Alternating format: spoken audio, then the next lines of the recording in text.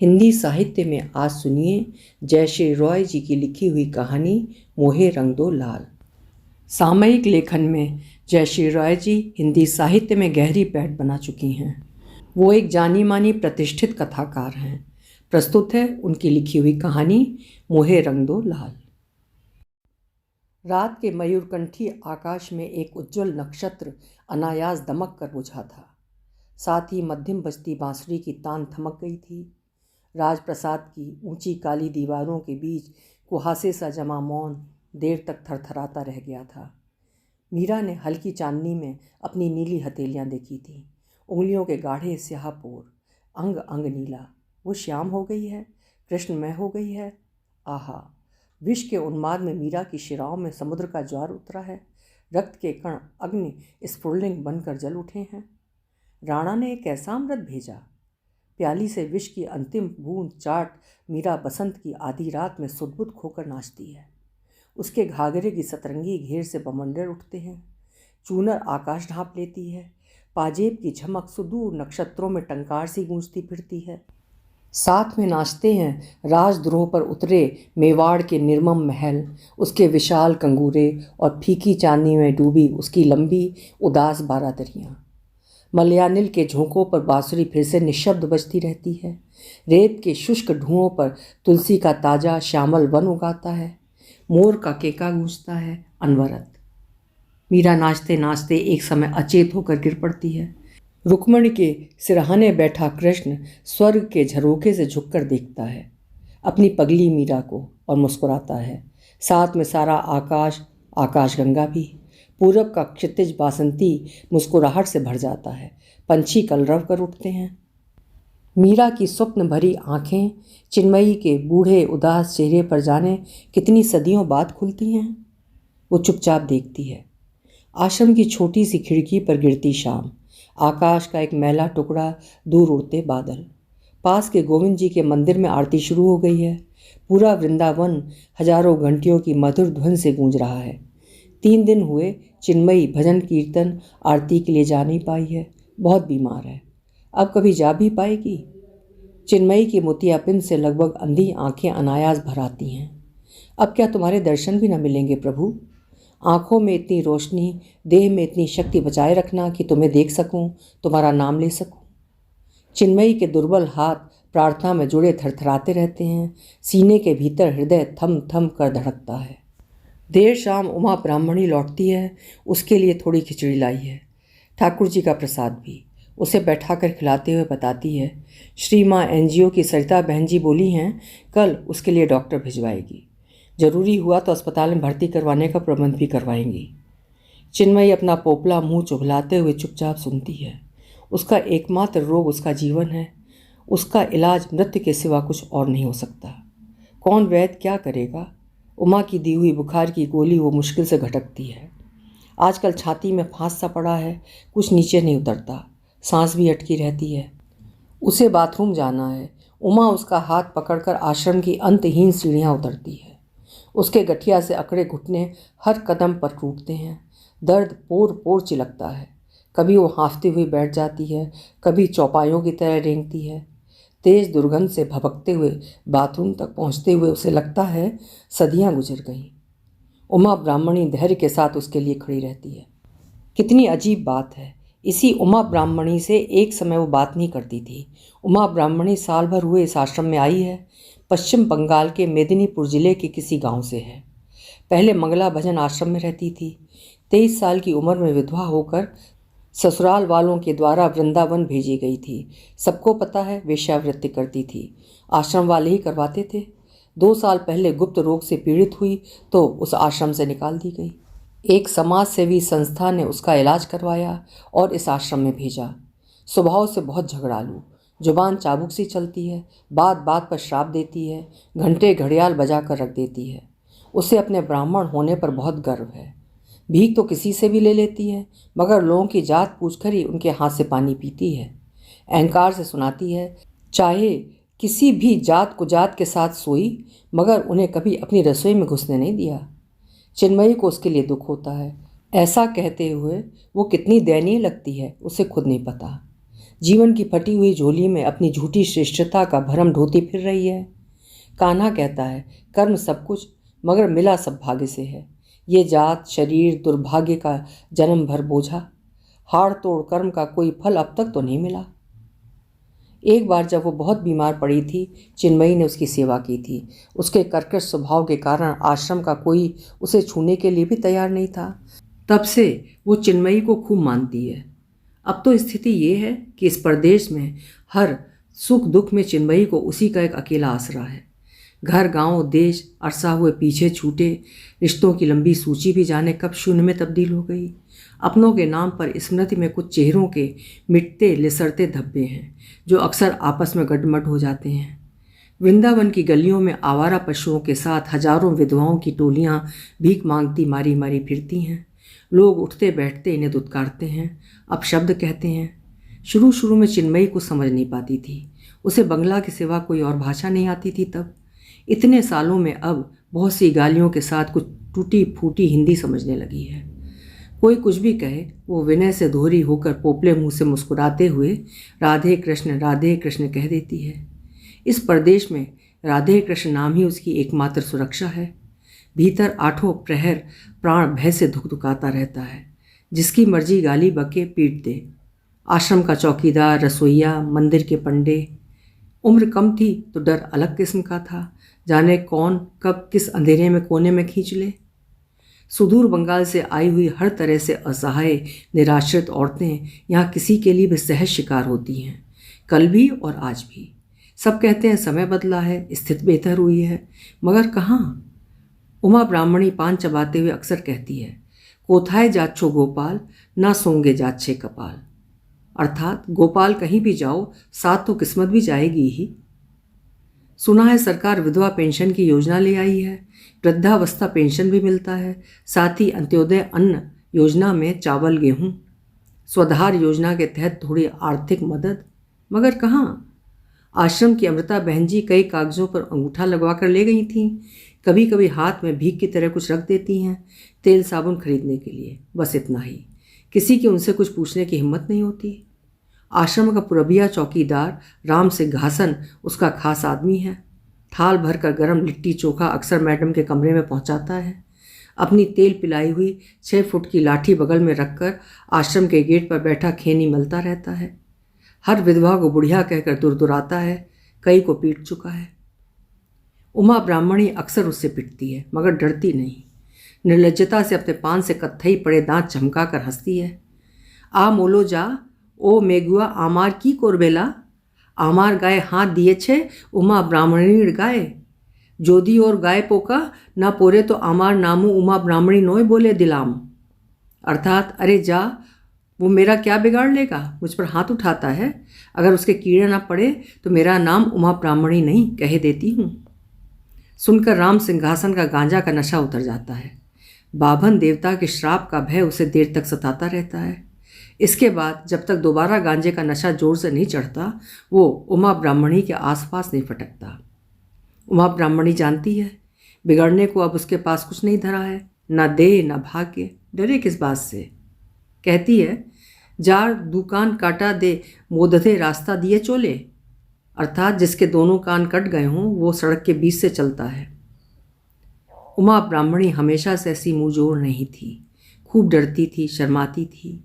पति की मृत्यु के बाद कई सालों तक ससुराल में प्रताड़ित करने के बाद 23 साल की उम्र में जब उसका देवर उसे वृंदावन छोड़ गया था, एक पोटली में 1 किलो दाल चावल और 2 धोतियों का संबल लिए वो दिनों तक केसी घाट की सीढ़ियों पर बैठी घाट की पृष्ठभूमि में खड़े भव्य मदन मोहन मंदिर की ओर देख कर रोती रही थी। देश से तो क्या, अपने गांव से भी उसने पहली बार बाहर कदम रखा था और इतनी दूर आ गई थी। किसी ने कहा था, वृंदावन में सबको आश्रय मिलता है, ये माधव का धाम है, मगर यहाँ तो कोई दरवाज़ा उसे खुला नहीं दिख रहा। घृणा से भरी जलती आंखें, दुत्कार और कटु भाषा बोली। विधवाओं की टोली में एक और विधवा का इजाफा, एक और भिखमंगी। कहाँ हो भगवान। वो मंदिर मंदिर घूमती फिरती, यहाँ वहाँ भीख मांगती। शुरू शुरू में भीख मांगना बहुत कठिन प्रतीत हुआ था। लोगों के सामने हाथ फैलाते हुए लगा था जमीन में धंस जाएगी। भीख में मिला पहला निबाला गले से नीचे नहीं उतर पाया था। किसी ने पहले पहल झिड़का तो अपमान से दोनों कान गर्म हो गए थे। एक दिन यमुना की संध्या आरती के बाद एक विधवा उसकी कहानी सुन उसे अपने साथ एक भजन आश्रम में ले गई थी। वहाँ पहली रात उसे आश्रम के मैनेजर के कमरे में गुजारनी पड़ी थी। पहले पहल मना करने पर उस विधवा ने ही उसे मैनेजर के साथ मिलकर पीटा था। कहा था, यहाँ रहना है तो ना कहना भूल जाओ। सेवा दासियों का एक ही काम है, सबकी तन मन से सेवा और ईश स्मरण। सेवा दासी होकर वो सबकी मुफ्त की नौकरानी हो गई। जिधर धकेली गई, जो कहा गया किया। सुबह शाम घंटों चिल्ला चिल्ला कर सबके साथ कीर्तन गाती। बदले में 2 रुपए 2 मुट्ठी चावल मिलते। कभी कभी आश्रम के रसोइये की कृपा दृष्टि पड़ जाती तो कुछ अतिरिक्त भोजन भी मिल जाता। बदले में जूठे बर्तनों का अंबार साफ करना पड़ता। सबके हर छोटे बड़े काम करने पड़ते। इन सब के बाद आश्रम की एक सीलन भरी अंधेरी कोठरी की ठंडी फर्श पर बोरी का एक टुकड़ा बिछाकर वो अनगिनत विधवाओं के साथ पड़ी रहती। इस विशाल ब्रह्मांड में एक टुकड़ा छत, 4 दीवारों की आड़ मिल जाना ही उसके लिए ऐश्वर्य था। तब उन दिनों उसे समझ नहीं आता था हर मौसम में दिन और रात यहाँ इतने लंबे कैसे होते हैं। कांटे नहीं कटते, सिल से बंधे रहते हैं सीने पर। उदास निसंग रातों को उसे अपने ठाकुर जी याद नहीं आते थे। उन्हें स्मरण कर कर के वो थक गई थी, ऊब गई थी।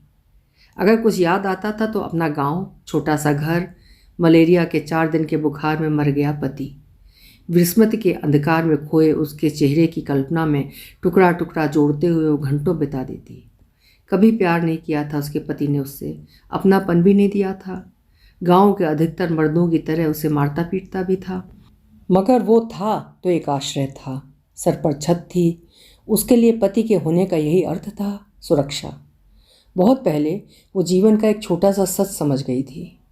बीच बाजार सैकड़ों मर्दों के बीच नुचने बटने से अच्छा है घर के अंदर एक मर्द की गुलामी में रहना। वो रह भी रही थी, मगर जाने अचानक क्या हुआ, सब उलट पुलट हो गया।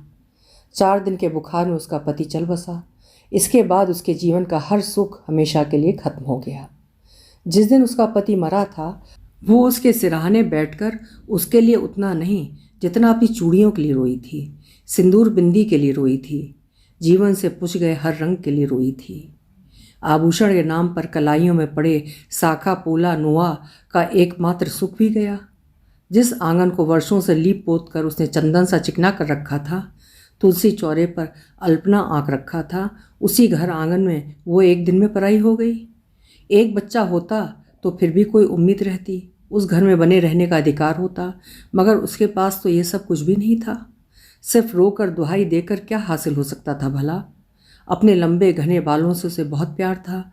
सर मुड़वाने से मना किया तो सास ने उन्हीं बालों से पकड़कर उसे बीच आंगन में घसीटा। विधवा माँ ने रोते हुए समझाया, जब जीवन का सबसे बड़ा धन चला गया तब इन नगण्य चीज़ों से कैसा मोह। सारे मोह के बंधन एक एक कर काटना सीखो, वरना आगे का जीवन नहीं कटेगा। उस दिन के बाद उसका जीवन एक पल नहीं कटा। हाँ, बहुत सारे साल जरूर गुजर गए। गहरी रात के एकांत में आश्रम की सीढ़ियों पर चिन्मयी की प्रतीक्षा में खड़ी उमा ब्राह्मणी खो गए समय के सिरे टटोलती देर तक अनमन खड़ी रही थी। चांद रात के उजले आकाश में रज्जगे पंछियों के झुंड निशब्द उड़ रहे थे। बगल के तालाब में उनकी परछाइयाँ रह रह कर काँप उठती। एक समय बाद उमा चिन्मयी को आवाज़ देती है, लेकिन चिन्मयी वहाँ कहाँ। ज्वर से उसका सारा शरीर जल रहा था, मगर इसी से तो रुका नहीं जा सकता। रात का समय हो आया। चांद का जगमगाता टीका आकाश के गोरे माथे के बीच चढ़ा है। होली का मौसम है, हवा में गुलाल उड़ रहा है। अब उसके कृष्ण आएंगे। सारा दिन तेज धूप में शिथिल पड़े निधिवन के पेड़ पौधे रूपसी गोपियां बन एक एक कर आंखें मलते हुए जाग उठे हैं। सोए हुए राधा रानी मंदिर, श्री हरदास की समाधि, राधा का पवित्र कुआं, चांद सब पर अपनी चांदनी के शीतल छींटे मार उन्हें जगा चुका है। रंग महल के श्रृंगार कक्ष में अपनी शांत सौम्य मूर्ति से निकलकर श्री कृष्ण राधा को अपने हाथों से सजा रहे हैं। बकुल फूल माला गेरू से, चंदन आलता कुमकुम से। उनकी सुंदर काया दूधिया चांदनी में नील रत्न की तरह दमक रही है। मान से भरी हुई श्री राधा की आंखों में राग की लालिमा है। उधर एक कोने में अंधकार के साथ मिलकर खड़ी मीरा की आंखों में आंसू। वो बहुत खुश है, मगर रो रही है। शुक्ल पक्ष की इस बेला में उसकी सफ़ेद साड़ी के मलिन आंचल में रात का असीम अंधकार भरा है। आज की रात भी सैकड़ों गोपियों से घिरे रासलीला में मगन कृष्ण मीरा की तरफ एक बार देख नहीं पाते। योग माया ने समस्त लोक को मोहाविष्ट कर रखा है। सारा ब्रज प्रदेश, गोवर्धन, गोकुल, बलदेव, नंदगांव, बरसाना, महावन, कुसुम सरोवर राधा कृष्ण और उनकी गोपियों के साथ रास में डूबा है। निधिवन, सेवा कुंज के तुलसीवन हरितिमा में नहाए झूम रहे हैं। बांसुरी की मधुर तान से चारों दिशाएं गूंज रही हैं। आखिर सारी रात रास रचाने के बाद मनमोहन क्लांत होकर अपनी राधा के साथ रंग महल में विश्राम करने चले जाते हैं। भोर की लालिमा फैलते फैलते सारी गोपिकाएं भी फिर से लता गुल्म पेड़ पौधों में परिवर्तित होकर निधिवन के आसपास सो जाती हैं। दिन के उगते ही सब कुछ पहले की तरह सामान्य दिखता है। सफ़ेद धोती में लिपटी मीरा अकेली अपनी जगह मूर्तिवत खड़ी रह जाती है। आज भी रंग का एक कण उसके भाग्य में न जुटा। ज्वर फिर शिराओं में आग की नदी की तरह हरहरा कर चढ़ रहा है। कनपटियों पर घन से बरस रहे हैं। वो उद्याम हवा में पड़े बांस के पत्ते सी हल्के हल्के काँप रही है। और कितने दिन छलोगे अपनी मीरा को गिरधर, अपने रंग में रंग लो। उमा ब्राह्मणी चिन्मयी के दोनों कंधे पकड़कर झिकझोरती है। सुन रही हो मासी, उठो, तुम्हारा बुखार तो बढ़ता ही जा रहा है। चिन्मयी को कुछ समझ नहीं आता। वो चढ़ी हुई आंखों से अपने चारों ओर देखती है। माधव। उमा उसे एक जमादार की मदद से आश्रम के कमरे में उठा लाई है। चारों तरफ बैठी लेटी हुई विधवाएं उसे उदासीन भाव से देख रही थीं। यहाँ सबकी आंखें एक सी थीं, भावहीन, निर्लिप्त। यहाँ रोक शोक कोई अनहोनी नहीं, वरन दिनचर्या का एक अभिन्न अंग है। कोई ना कोई हर समय किसी कोने में पड़ी करहा रही है, मृत्यु की प्रतीक्षा में जी रही है। यहाँ की हवा हर ऋतु में दुख, पीड़ा और रोग की बोसीदा गंध से बोझिल रहती है। किसी ने फुसफुसा कर कहा था, अब देह रखेगी लगता है। सुनकर किसी दूसरी ने खींचकर कहा था, अब भागी, मरने का और समय नहीं मिला। ब्रजभूमि में अभी होली की धूम है। होली में हम राणों का क्या लेना देना, सुन, उमा ब्राह्मणी ने चमक कर कहा था। उसकी फटकार से सब चुप लगा गई थी। कुछ देर की चुप्पी के बाद कोने में गठरी बनी पड़ी एक विधवा अचानक से सकने लगी थी। वैष्णवी दीदी तत्क्षण दूसरे कोने से कोई झल्ला उठी थी। आवाज शुरू होए गेली मागी, एर कान ना ठहलाए तो कान झाला फाला होए गेलो। अर्थात फिर शुरू हो गई। इसका रोना सुन सुनकर तो कान पाक गए। इस आश्रम की एक बाशिंदा थी यह 80 साल की वैष्णवी दीदी। 2 दिन पहले नहाने के लिए केसी घाट पर जाकर लौटी नहीं थी। कल बांके बिहारी जी के मंदिर की सीढ़ियों पर उसकी अकड़ी हुई लाश मिली थी। भिखारी बच्चे उसकी कटोरी से पैसे लूट रहे थे। उसकी थैली का सामान भी चारों तरफ बिखरा पड़ा था। भीख में मिले कुछ मुट्ठी चावल, बासी रोटियां, जब की माला। म्यूनिसपैलिटी का स्वीपर उसके शव को बोरी में ठूस कर ले गया था और टुकड़े टुकड़े कर नदी में फेंक आया था। वैष्णवी अक्सर कहती, जाने मेरी चिता को कौन आग देगा, 5-5 बेटों की माँ थी वो। बार बार सुनाती थी सबको। लावारिस शवों की प्रायः यही गति होती है यहाँ, किसी तरह नष्ट कर दिया जाता है। जीवन में भी दुर्गति और मृत्यु में भी। देह के इस नरक का कोई अंत नहीं। सुबकते हुए उसकी सालों के मित्र 75 साल की दुर्गा देवी उसकी पोटली टटोलती है। अपने 5 बेटों के फोटो और कृष्ण अष्टशत नाम के सिवा और कुछ नहीं सौभाग्य के पास। दुर्गा देवी हताशा में एक बारगी रोना भूल जाती हैं। 50 साल से भीख मांगकर यही कमाया, धिक। उमा ब्राह्मणी ने कुछ रुपए जोड़ रखे हैं अपने अंतिम क्रियाकर्म के लिए। कई लोगों से कह के भी रखा है, देह की मिट्टी ठीक से पार न लगी तो मरकर भी मुक्ति न मिलेगी। जो नरक भुगतना था यहीं भुगत लिया, इसके आगे और नहीं पापा। उमा ब्राह्मणी अपनी कंठी माला फेरती हुई बड़बड़ाती रहती है, मगर इन सब बातों से निर्लिप्त चिन्मयी अपने कृष्ण के ख्यालों में डूबी पड़ी रहती है। उसका बुखार किसी भी तरह उतर नहीं रहा। ब्रजभूमि में होली की धूम मची है। कृष्ण सांवला है और बरसाने की छोरी राधा दूध सी गोरी। कृष्ण की शिकायत पर यशोदा ने उसे सुझाया है, गोरी राधा को रंग कर सांवली बना दे। सुनकर कृष्ण राधा को रंगने अपने दोस्तों के साथ नंद गांव में बरसाना जाता है। बरसाने में राधा और उसकी सहेलियां कृष्ण और उसके मित्रों की खूब मरम्मत करती हैं।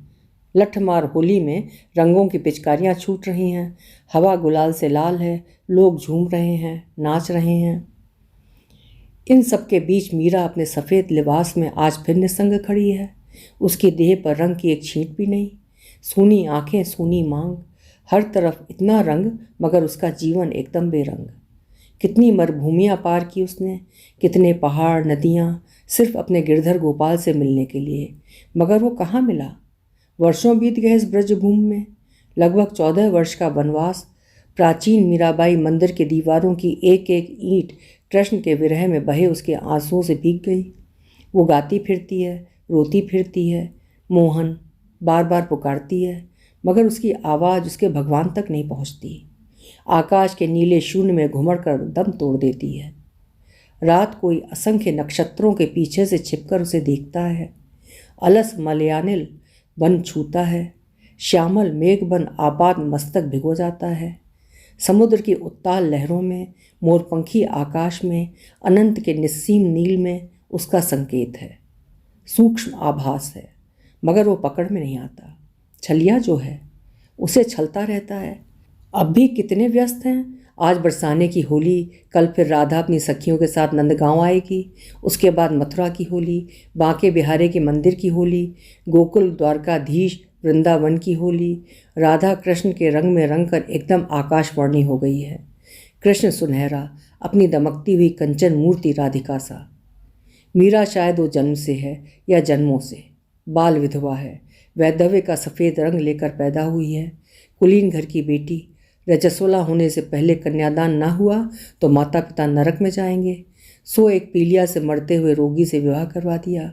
सब कहते हैं लाल बनारसी में वो एक दिन ससुराल गई, कुछ दिन बाद सफ़ेद धोती में वापस आ गई। बस इतनी ही है उसके सुख सौभाग्य की कथा। छोटी बच्ची आमिष खाने के लिए जिद करती थी तो माँ कच्चे केले में काठिया डालकर उसे खाने देती थी। बहुत दिनों तक उसे पता ही नहीं चला कि जो वो मछली समझकर खाती रही है वो दरअसल मछली नहीं, कच्चा केला है। वे दिन इच्छाओं के थे, लोभ के थे, अथाह निराशा के थे।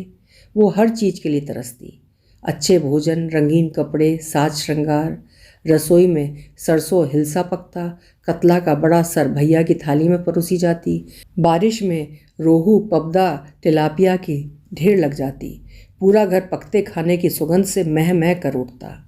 वो बार बार थूक निगलती। पूजा घर के कोने में अपने लिए अरवा चावल और दाल उबालती। सधवा माँ से अपनी बाल विधवा बेटी की हालत देखी नहीं जाती। वो भी अपनी आमिष खाने की थाली परे ठेल कर रख देती थी। उसकी बहनें अपनी सहेलियों के साथ चरक, रामनवमी के मेले जाती, झूले पर बैठती, मिठाई मलाई बर्फ़ खाती, लौटती फीते, चूड़ी, बिंदी और मेले की ढेर सारी कहानियों के साथ। वो एक कोने में बैठी बैठी सुनती और रातों को सबसे छिपकर रोती। वो अपने दुख किसी से नहीं कह पाती थी। माँ ने, दादी ने, काली बाड़ी के पुरोहित मोशाए ने उससे कहा था सब पाप है, ये इच्छा, कामनाएं, रसना का लोभ। शायद तभी से वो अपने कृष्ण से अपने मन के सारे दुख दर्द साझा करने लगी थी। विधवा मीरा के एकमात्र सखा सहाय थे कृष्ण मुरारी, जिसका कोई नहीं उसके श्री कृष्ण। मीरा की जीवनी के बारे में पढ़ जानकर वो आशा और खुशी से भर उठी थी। उन जैसों का भी कोई अपना है। भगवान श्याम सुंदर हैं, उनसे वो लड़ झगड़ सकती है, बोल बतिया सकती है, हर कामना की पूर्ति कर सकती है। पूरी दुनिया से निराश निर्लिप्त होकर जाने कब वो अपने कृष्ण की मीरा होकर उनसे अटूट रूप से जुड़ गई थी। उसे याद आता है भवेश फकीर। उसके गांव में एक तारा पर बाउल गाकर भीख मांगता फिरता था। दोपहर नीम तले 2 घड़ी सुस्ताने बैठता तो गांव के बच्चे उसे घेर लेते थे। कोई पूछता तुम्हारा घर कहाँ है, तो कोई पूछता तुम्हारा देश कहाँ। जवाब में भवेश सिर्फ मुस्कुराता। कहाँ से आए हैं, कहाँ जाना है, यही तो सवाल है दीदी मोनी, जिसका जवाब ढूंढता फिरता हूँ। तुम किसी को खोज रहे हो? चिन्मयी कौतूहल से उसकी डुगडुगी उलट पलट कर देखती तो भवेश फकीर डुगडुगी उसके हाथ से वापस छीन लेता। हाँ, खोज रहा हूँ अपने मोनेर मानुष को, अर्थात मन का मीत। फिर अनायास अपने दोनों कानों से हाथ छुआकर लालून फ़कीर का गीत गाने लगता। जानती हो ना लालून फ़कीर को? बाउल संगीत के बहुत बड़े कवि गायक। सब पूछते हैं लालून तुम्हारा मजहब क्या है इस संसार में? लालून जवाब देता है मजहब कैसा दिखता है? मुझे तो वो आज तक नहीं दिखा। कोई अपने गले में माला पहनता है, कोई ताबीज। इससे लोग समझते हैं उनका मजहब अलग है। मगर तुम जब संसार में आते हो या जाते हो, क्या तुम पर तुम्हारे धर्म का ठप्पा लगा रहता है? जाने भवेश फकीर की उदास आवाज़ में या उसके गीत के बोलों में क्या होता था कि सुनकर चिन्मयी उस छोटी सी उम्र में भी उदास हो जाती थी। कई बार उसने उसे गाते हुए, अविरल रोते हुए देखा था। पूछने पर वही एक जवाब, अभी तुम बहुत छोटी हो दीदी मोनी, इतना नहीं समझोगी। बस इतना जान लो, संस्कृत में एक शब्द होता है बातुला, यानी हवा से पागल हुए लोग। तो हम वही पागल या दीवाने लोग हैं, हवा के झोंकों से बेचैन रूहें। इस भव संसार में अपने मोनेर मानुष को पर्वत, जंगल, मरुभूमियों में रात दिन रोते गाते हुए ढूंढते फिरते हैं। गांव के बाहर सबसे अलग थलग 2-4 बाउलों का परिवार होता था। ये अधिकतर वैष्णव लोग होते थे, कुछ सूफी भी, जिन्हें जाते मारा या जात बाहर बुलाया जाता था। मर्द सफ़ेद लुंगी कुर्ता पहनते थे और तो औरतें सफ़ेद साड़ी। इनके बच्चे नहीं होते थे, बस मर्द 1 या 2 सेवादासी रख लेते थे और अपने अखाड़े बदलते रहते थे। इनका कोई स्थायी घर नहीं होता था। बाउल पश्चिम बंगाल और बांग्लादेश में हर जगह पाए जाते हैं, मगर कोई इनके बारे में ज़्यादा कुछ नहीं जानता। कोई कहता नाथ संप्रदाय के सहजिया दर्शन से इनका जन्म, तो कोई कहता ईरान के सूफी बाल से 8वीं-9वीं सदी के आसपास। उनके बारे में पूछते अधिकतर बाउल की तरह भवेश फकीर भी बात को हंसकर उड़ा देते। क्यों दीदी मोनी, पागल हवा का पता पूछती रहती हो? हम तो बस बहते रहते हैं, सरहदों, नदियों, मरुओं के पार, एक देश से दूसरे देश, अपने मोनेर मानुष, मुर्शिद, गुरु की तलाश में। हमारे पीछे हमारी छाया तक नहीं होती। काल की अबाध धारा हमारे पदचिन्ह मिटाती चलती है। फिर अपने एक तारा की तार छेड़ता। हम में सब, तंत्र, सूफी, इस्लाम, वैष्णव, बौद्ध और हम सब में। चिन्मयी को उसकी बातें समझ नहीं आती थी, मगर अच्छी लगती थी। लोग कहते थे इनके पास मत जाओ, ये बच्चे चुराते हैं और अपने बड़े से झोले में डालकर ले जाते हैं। चिन्मयी को यकीन नहीं होता था। इतनी उदास आंखों वाले, प्रेम के गीत गाने वाले कभी बुरे इंसान नहीं हो सकते। मीरा भी तो इनकी तरह ही रही होगी। एक तारा हाथ में लेकर अपने मोनेर मानुषेर तलाश में जोगन बनकर रास्ते में निकल पड़ी थी। जिन्हें परम प्रिय की लगन लगी हो, उसे इस क्षण भंगुर दुनिया का क्या मोह। एक दिन जिस तरह भवेश फकीर ने उनके गांव के पास डेरा डाला था, उसी तरह अचानक से चला भी गया था। उसे उदास देख माँ ने समझाया था, इन निर्मोहियों का मोह कैसा, हवा का आवारा झोंका भी कभी मुट्ठी में बांधे से बंधा है। कितना खुद को समझाया, निर्लिप्त बनने की कोशिश की, मगर ये मोह का नाग पाश कटता कहाँ है, कसे रहता है अपनी बलिष्ठ बुझाओं में। जीवित से मोह, निर्जीव से मोह, हर गत आगत से मोह। बचपन में पहनी 2 लाल चूड़ियों की स्मृति से आज तक स्वयं को मुक्त नहीं कर पाई, बाकी से क्या होगी। शरद ऋतु में जैसे ही दुर्गा पूजा के ढाक बज उठते हैं, रूपसी बंगाल की कास फूली धरती चिन्मयी की निवड़ रातों के सपनों में निशब्द उतर आती है। श्यामल ग्राम बंगला के कमल कुमुदनी की गुलाबी दूधिया फूलों से भरे हुए तालाब, खेत खलिहान, केले, आम, लीची के बाग, बीच में हजारों किलोमीटर का व्यवधान है, सालों का अंतराल है।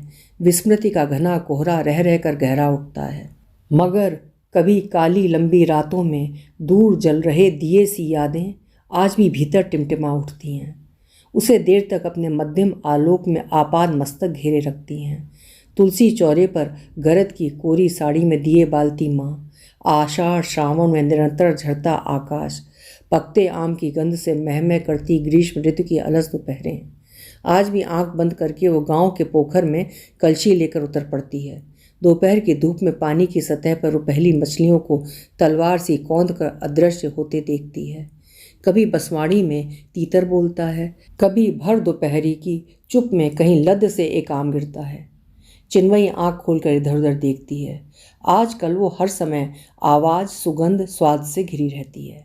विस्मृति की धुंध में बहुत पहले खो गई घटनाएं, दृश्य, बातें एक एक कर जीवित हो उसे आत्मीयता से घेर लेती हैं। आसपास छाया नृत्य सा चलता रहता है, रह रहकर लगता है जीवन का अवसान बेला कहीं निकट ही आ खड़ा हुआ है। मन हर प्रहर स्मृतियों की मंजूषा खोलकर बैठ जाता है, उलट पुलट कर देखता है, हर देखे जिए को बार बार।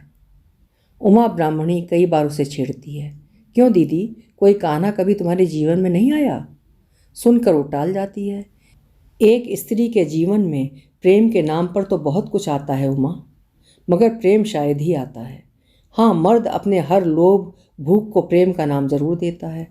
दरअसल प्रेम शब्द एक स्त्री के जीवन की सबसे बड़ी छलना और विडंबना है, दुख का कारण भी। कहते हुए चिन्मयी को राखाल का स्मरण हो आता है। घुंघराले बालों वाला पड़ोस का खूब सांवला लड़का एकांत में उजली आंखों और गाढ़ी आवाज़ से कहता था उससे बहुत प्रेम करता है, उसके लिए कुछ भी करेगा। उस जादू भरी आवाज़ ने, मधु मिश्रित शब्दों ने हर औरत की तरह चिन्मयी को भी मोह लिया, पूरी तरह ठग लिया। आज सोचती है तो लगता है किसी को दोष देकर भी क्या होगा। विश्वास तो औरत खुद ही हर कीमत पर करना चाहती है, ठगे जाने की भीषण कीमत पर भी, क्योंकि औरत अपने भीतर कहीं गहरे जानती है अविश्वास में जीने से बेहतर होता है विश्वास करके मारा जाना। प्रेम की मरीचिका के पीछे जीवन के पहले बसंत से जो मन का हिरण दौड़ना शुरू करता है वो आखिरी क्षण तक कहाँ रुकता है। बस कोई एक शब्द प्रेम कहे और लूट ले जाए सारा का सारा। इतना तो आसान है सब कुछ। राखाल भी अपवाद नहीं निकला। जब कुछ करने का समय आया, हर मर्द की तरह उसे भी अपनी तमाम जिम्मेदारियां और मजबूरियां याद आ गईं। उसे हर जगह से पा लेने के बाद एक दिन अचानक उसका ध्यान भंग हुआ और याद आया कि वे एक समाज में रहते हैं, उसके सगे संबंधी मित्र परिजन हैं, उसकी एक अदद धर्म पत्नी है जिसके प्रति वो उत्तरदायी है। कल को उसकी बेटी विवाह योग्य होगी। जिसे इतनी सारी बातें याद आ जाएं, वो प्रेम क्या करेगा? रात के एकांत में जो बातें फुसफुसा कर कही जाती हैं वे दिन के उजाले की ऊष्मा में पिघलकर शिशिर बिंदुओं की तरह गायब हो जाती हैं। एक समय के बाद चिन्मयी को प्रेम शब्द से वितृष्णा हो गई थी। ऐसे प्रेम से, यह उस पूरे प्रसंग का सबसे दुखद पहलू रहा, प्रेम से वितृष्णा हो जाना। आगे हर भरम से निकलते हुए उसने यही कोशिश की थी कि अपने प्रेम को निष्काम बना सके। ये उम्मीदें ही तो हर दुख की जड़ में होती हैं। उमा ब्राह्मणी बैठी बैठी आग की गठरी बनी चिन्मयी को असहाय भाव से देखती रहती है। सिकुड़ कर मुट्ठी भर रह गई है वो, असहाय दुर्बल बिस्तर से मिली हुई। समझ आ रहा है उसका अंत आ गया है। कितनी ही क्षीण सही, एक छाँव, एक आश्रय थी वो उस अनाथ के लिए। जाने क्यों अब भी आंसू आते हैं इन अभागी आँखों में। वो उल्टी हथेली से अपनी आंखें पोंछती है।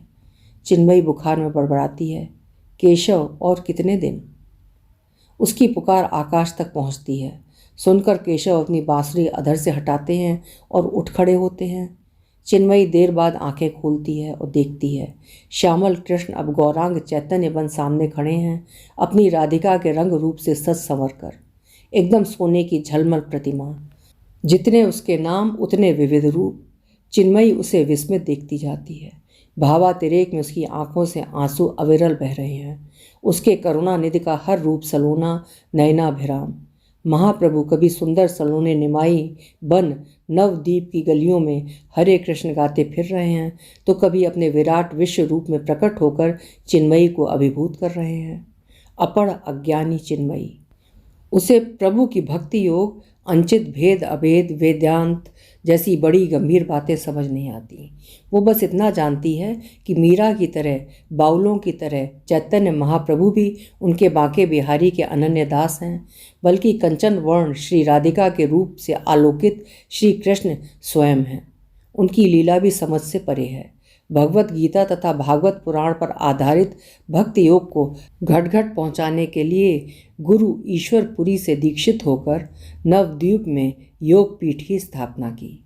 वर्षों देश विदेश भटकते रहे, आम जन को हरे कृष्ण का महामंत्र दिया।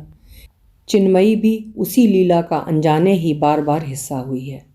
बांके बिहारी जी के मंदिर में कई बार भजन गाते हुए भावावेश में मीरा हुई है। हरे कृष्ण की रट लगाते भक्ति रस से आप्लावित चैतन्य महाप्रभु से एकाकार होकर नाची है, मूर्छित हुई है। आज भी उस पर मूर्छा सी छाई हुई है, कुछ सोच समझ नहीं पा रही। भीतर सब कुछ उलट पुलट शिथिल हुआ जा रहा है। बार बार अपना दुर्बल चित्त अपने गोपाल के पैरों पर एकाग्र करना चाह रही है, मगर कर नहीं पा रही। जाने कहाँ कहाँ भटकता फिर रहा है ये, एक क्षण में यहाँ तो दूसरे क्षण सुदूर किसी देश में। ज्वर की तीव्रता में जरा तंद्रा सी आई नहीं कि माँ सिरहाने आ बैठती है। चीनू, उठ माँ, ये बार्ली पी ले, तेरा बुखार तो उतर ही नहीं रहा।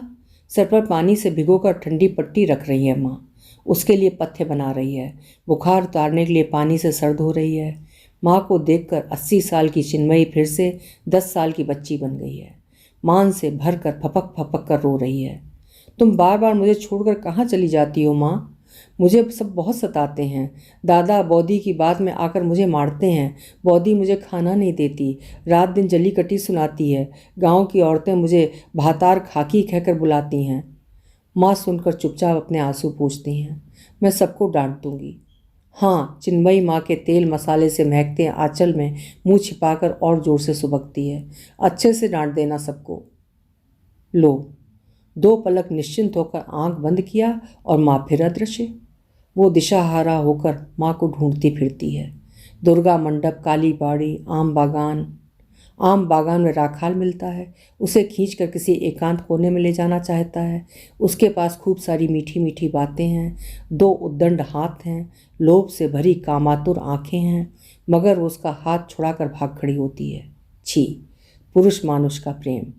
पुरुष के प्रेम से छूट कर वो कहाँ जाएगी? दौड़ते दौड़ते वो थक कर चूर हो जाती है। खड़ी खड़ी हाँफती है, हर तरफ देखती है। यहाँ तो सब पुरुष ही हैं।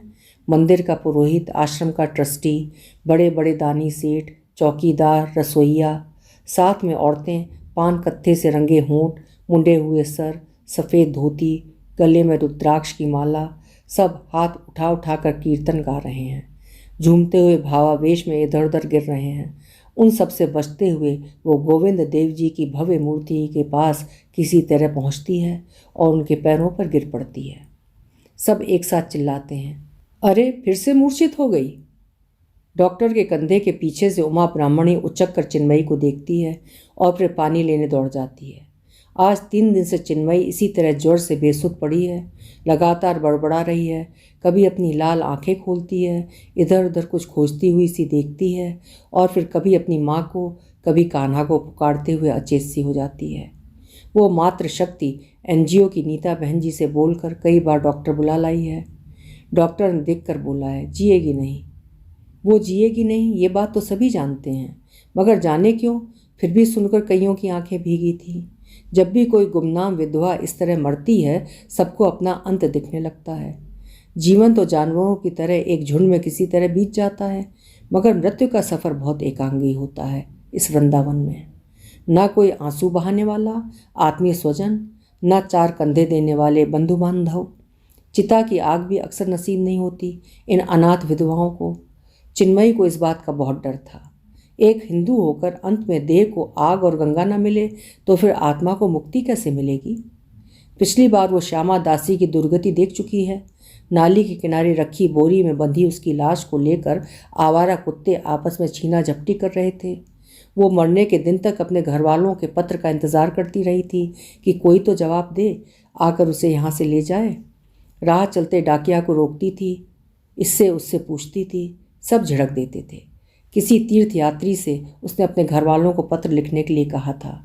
कभी जाने उसने लिखा भी कि नहीं, मगर श्यामा दासी उसी की बात पर भरोसा करके अंत तक बैठी रही। बोलती थी, बहुत दिन पोते का मुंह नहीं देखा, मेरा सारा संसार पड़ा है, इस तरह से यहाँ पड़े रहने से चलेगा क्या? उसका संसार जाने कहाँ पड़ा रहा और वो एक दिन इस तरह से उठकर चल दी। हर एक की मौत पर यहाँ सब एक बार मरते हैं, अपना अपना अंत अपनी आंखों से देखते हैं। रोती हुई उमा ब्राह्मणी को उस बार चिन्मयी ने ही चुप कराया था। कहा था, विश्वास रखो। जाने किस विश्वास की बात करती थी वो। जीवन भर छोटी छोटी खुशियों के लिए तरसती रही, ठगी गई, प्रताड़ित हुई, मगर अपनी आस्था को अपनी बंद मुट्ठियों से कभी फिसलने नहीं दिया। पूछने पर कहती, ये आशा, थोड़ा सा विश्वास, यही तो आखिरी संबल है उमा। अब इसे जो कह लो। जीने के लिए दूसरों को ही नहीं, खुद को भी ठगना पड़ता है कभी कभी। शायद ठीक ही कहती थी वो। उमा ब्राह्मणी के जीवन की सबसे बड़ी त्रासदी तो यही रही कि वो खुद को दूसरों की तरह ठग नहीं पाई। उसे कभी अपने भगवान का आसरा नहीं था, परलोक का भरोसा नहीं था, इसलिए वो हमेशा अनाथ और निराश्रित रही, भीतर तक असुरक्षित। स्वामी जी प्रवचन देते हैं, इच्छा से मुक्त करो खुद को। यही तो हर दुख के मूल में है। किस इच्छा से मुक्ति की बात करते हैं स्वामी जी? एक छोटा सा घर, परिवार, बच्चे, किंचित प्यार दुलार, साज श्रृंगार, सुख, क्या ये सब बहुत ज़्यादा है चाहने के लिए? अगर इन छोटी छोटी इच्छाओं से भी मनुष्य मुक्त हो जाए तो वो मनुष्य कैसा? कुछ अच्छा खा नहीं सकते, मन का ओढ़ पहन नहीं सकते, हर जगह अवांछित, उपेक्षित, जीवन भर मनहूस, अपशकुनी के नाम से पुकारी गई। सुबह सुबह किसी ने चेहरा देखना तक पाप समझा, किसी शुभ कार्य में हिस्सा नहीं ले सकी, जिसने जैसे चाहा भोगा, लेकिन अपनी इच्छा से अपनी देह को एक दिन जी ना सकी। अब सब कुछ सहृदय लोग एनजीओ आगे आ रहे हैं, उनके लिए कुछ करने की कोशिश कर रहे हैं। विदेशी औरतें मर्द हाथ में किताब कैमरा लेकर घूमते हैं, उनसे तरह तरह के सवाल पूछते हैं। हाल ही में एक सेठ ने अपनी बेटी के विवाह में सैकड़ों विधवाओं को आमंत्रित किया था। कुछ विधवाएं कोलकाता जाकर दुर्गा पूजा भी देख आईं। कुछ लोग चाहते हैं वे रंगीन कपड़े पहने, उत्सव में शामिल हों, त्यौहार मनाएं। कहते हैं गलत परंपराएं इसी तरह खत्म होंगी। इसकी शुरुआत हो चुकी है। यह शुरुआत बड़ी देर से हुई बहन। सब देख सुनकर चिन्मयी गहरी उच्छ्वास के बीच बोलती, मेरा जीवन तो एक ही था, बीत गया। किस शिद्दत से जीना चाहती थी वो। गहरी ललक थी उसके मन में जीवन के प्रति, रंग सुगंध स्वाद के प्रति। पोखर ताल का काजल वर्णी जल, उसमें खिले कुमुद कमल की गुलाबी आभा, बारिश के अंत में खेतों में मुस्कुराते कास का मीलों फैला उजला वैभव, उन पर चहचहाता वन पाखियों का हरा झुंड, रागा माटी का रक्तिम लावण्य, सब कुछ उसे उल्लास से भर देता था।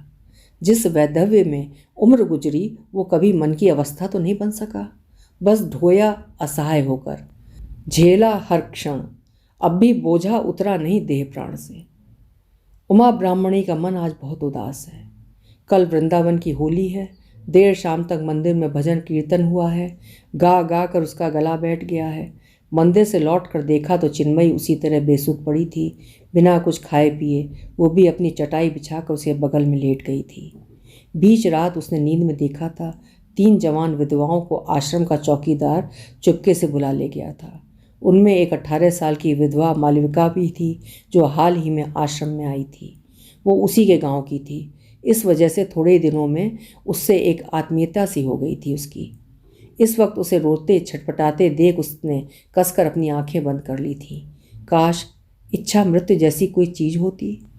बगल में अपनी मृत्यु शैया पर लेटी गहरी गहरी सांस लेती चिन्मयी की बंद पलकों में आज कवि गुरु रवीन्द्रनाथ की एक बहुत पुरानी कविता जीवित हो उठी है। अपने आराध्य के इर्द गिर्द लौटती फिर रही है। आमार प्राणेर मानुष आछे प्राणे, आछे से नयन ताराए आलोक आधारे। ओगो ताए देखी ताके जे थाए से थाए, ताकाए आमी जे दिख पाने। अर्थात मेरे मन का मीत मेरे मन में है वो मेरी आँखों के ताराओं में, अंधेरे उजाले में उसे देखती हूँ मैं जिधर देखूँ। कविता सुन होली खेलते हुए राधा और गोपियों से घिरे कृष्ण हाथ में चुटकी भर गुलाल लेकर चिन्मयी को मुड़कर देखते हैं और मुस्कुराते हैं। सुबह तेज शोरगुल के बीच उमा ब्राह्मणी की आँख खुली थी। आज होली थी। पूरा वृंदावन होली के रंग में डूबा हुआ था। सबके साथ युगों से वैधव्य के सफ़ेद आवरण में लिपटी विधवाएं भी रंगों में सराबोर थीं। बहुत से लोगों के अथक प्रयास और संघर्ष के बाद सैकड़ों वर्ष पुरानी निर्मम परंपराएं टूटी थीं। इस साल विधवाओं को भी वृंदावन में होली खेलने की अनुमति दी गई थी। उमा ब्राह्मणी फटी फटी आँखों से अपने चारों तरफ सबको देखती है। इतना रंग, इतनी उमंग। कल तक की सूनी आँखें, उदास चेहरे अब कहीं नहीं हैं। वृंदावन की गलियों में अभिशप्त रूह सी फिरती सफ़ेद साड़ियाँ, फैले हुए हाथ, बुझी हुई आँखें भी कहीं नहीं। इतनी हंसी उल्लास, क्या ये वही वृंदावन है? वो बार बार अपनी आँखें विस्मय से खोलती बंद करती है। हे ठाकुर, ये सच है क्या? इसी भीड़ में एक भ्रमित सा नवयुवक हाथ में एक चिट्ठी लिए सबसे श्यामा दासी के बारे में पूछता फिर रहा था। उमा के पूछने पर उसने बताया था वो श्यामा दासी का पोता है। उसे अपने साथ अपने घर ले जाने आया है। उसे उनकी चिट्ठी बहुत देर से मिली थी, जाने कहाँ कहाँ से घूमते हुए उन तक पहुँची थी। सुनकर उमा ब्राह्मणी रोई थी। वो तो इंतज़ार कर कर के चली गई, बेटा हो सके तो मुझे अपने साथ ले चल। इसके बाद वो देर तक बैठ कर रोई थी, जाने किस दुख में या खुशी में। जो न्याय समय पर ना हुआ वो न्याय कैसा। एक समय बाद जाने कहाँ से आकर मालविका उसे कोने में खींच ले गई थी। उस समय वो बहुत घबराई हुई दिख रही थी। हाँफते हुए बोली थी, दीदी माँ, मैंने बड़े पुरोहित की जान ले ली और सहा नहीं जा रहा था ये सब। उसकी बात सुनकर उमा ब्राह्मणी सख्ती में आ गई थी। देर तक कुछ बोल नहीं पाई थी। अपनी बात खत्म कर बदहवास मालविका फिर से दौड़ती हुई भीड़ में खो गई थी। उसके पीछे वो मूर्तिवत खड़ी रह गई थी। तो क्या आखिर वो समय आ गया? पाप का घड़ा भर गया? तुम आ रहे हो भगवान। मुक्तो बामनी जाने कब से उसे खोजती फिर रही थी। देखते उसका हाथ पकड़कर उसे आश्रम के बाहर गेट के पास एक कोने में रखे एक शव के पास ले गई थी। तू इधर है? कब से तुझे ढूंढ रही थी। देख चिन्मयी दीदी। उमा ब्राह्मणी ने देखा था। जीवन भर वैधव्य के सफ़ेद उदास रंग में लिपटी बाल विधवा चिन्मयी आज रंगों में डूबी हुई शांत पड़ी थी। उसके चारों ओर गुलाल के सतरंगी बादल उड़ रहे थे। उसके कान्हा ने आज दोनों हाथों से सुख सौभाग्य सुहाग के सारे रंग अपनी जन्म दुखी मीरा पर उड़ेल दिए थे। उसका युगों से मलिन पड़ा आंचल 7 रंगों का इंद्रधनुष बन दिक दिगंत में लहरा उठा है। रंग रंग और बस रंग। देखते हुए उमा ब्राह्मणी की आंखें एक बार फिर आंसुओं से भर गई थीं। उसे रोते देख अपने कृष्ण के साथ होली खेलती हुई 16 साल की अल्हड़ चिन्मयी एक पल के लिए ठिठक कर उसे इशारे से रोने से बरजा था। आज वो सदियों की प्रतीक्षा के बाद मीरा के वैधव्य से मुक्त होकर अपने कृष्ण की रुक्मणी हुई है, श्याम की राधा हुई है। आज सुहाग रंग का दिन है, वृंदावन की शाप मुक्ति का दिन है, युगों बाद ब्रज की पहली होली है।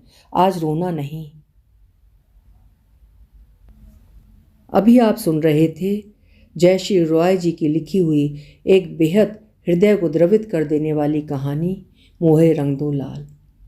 कहानी आपको कैसी लगी कमेंट सेक्शन में अपने विचार जरूर लिखिएगा। कल फिर मिलेंगे।